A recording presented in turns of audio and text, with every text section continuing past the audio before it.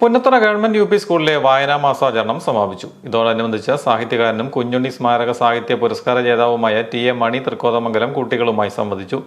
ബഷീർ ദിനത്തോടനുബന്ധിച്ച് കുട്ടികൾ തയ്യാറാക്കിയ പ്രത്യേക പതിപ്പ് ചടങ്ങിൽ പ്രകാശനം ചെയ്തു. വിവിധ മത്സരങ്ങളിലെ വിജയികൾക്ക് സമ്മാനങ്ങളും വിതരണം ചെയ്തു. കവിതാലാപനം, കവിതയുടെ ദൃശ്യാവിഷ്കാരം തുടങ്ങിയ പരിപാടികളും നടന്നു. PTA പ്രസിഡന്റ് ജോസ്മി ജോസഫ് അധ്യക്ഷനായിരുന്നു.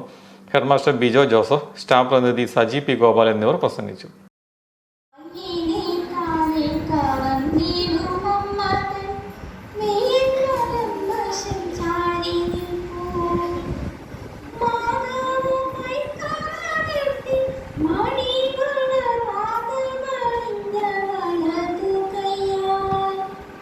I